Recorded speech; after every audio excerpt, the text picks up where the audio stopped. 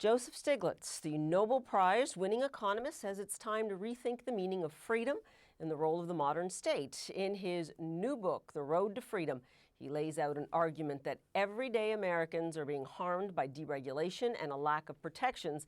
He writes that meaningful democracy has been undermined and the term freedom needs to be reclaimed from market purists. And Professor Joseph Stiglitz joins me now. And Professor, I'm going to really pardon myself and I'm going to ask your forgiveness because I'm going to go to what would have been the last question first.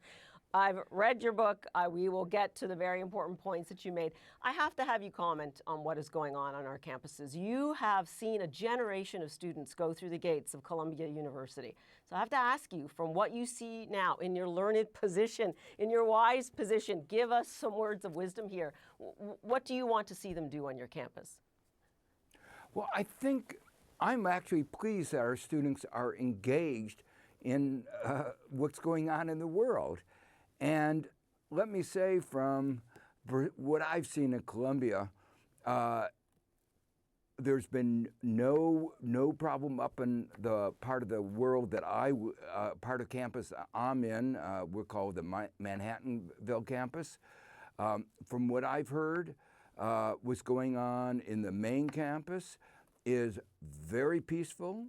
It's a reminder to me of what happened, when I was young, civil disobedience, protest over civil rights. And it brought about some societal change. And it was, outrageous for 100 years that we hadn't recognized fully the civil rights of African Americans. And those civil protests did have an effect.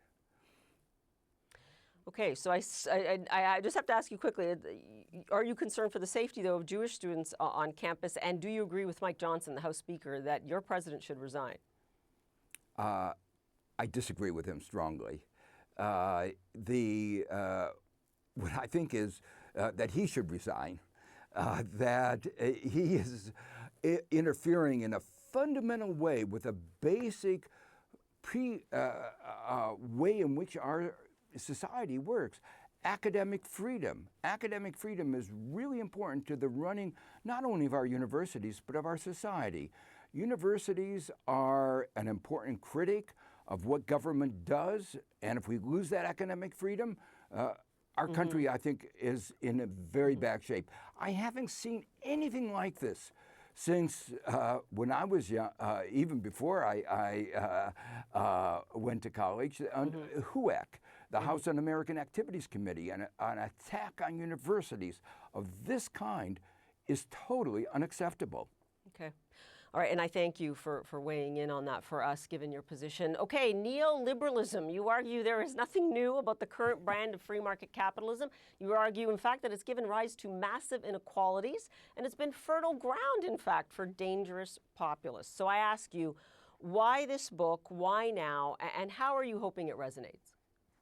Well, the reason it's now is that there is become a capture of the term freedom by those on the right. What we need is to make sure that we have the most freedom from most individuals. And the way we achieve that is not stripping away regulations, lowering taxes, but by working together. The Ten Commandments is itself a set of regulations. Thou shalt not steal is a regulation against stealing, but it provides more equality, more opportunity for the rest of our society because they are free from the fear of theft. And that's true of pollution, that's true of market power, monopoly power. What we know since the era of neoliberalism began is that growth has slowed by about 2/3, and what little growth we've had has gone almost entirely to the top. Those who are at the bottom have less freedom, less ability to do what they live up to to flourish, to live up to their capacities, because they aren't getting the investments in their education and health that they need. And the quantitative analysis over the last few decades certainly bears out what you're saying. But I want to ask you again, we set out the problem, right? We know what it is. But people in places like where you grew up, right? Gary, Indiana, they're living that right now. Solutions are needed, right? We don't need a performative thesis that the damage of free markets is done. So how to reclaim that economic and political freedom? How do we do it? Well, there are two parts of this. We have to understand what the economic agenda is, and that's naturally what I focus on.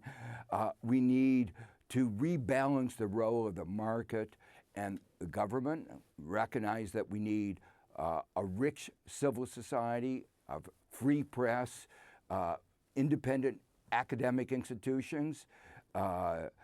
We can't have government interfering on the one hand and academic freedom in the way that Speaker Johnson is doing today.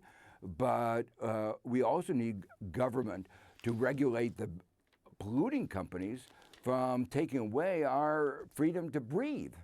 So we need that, and we need more public investments in education, health, technology.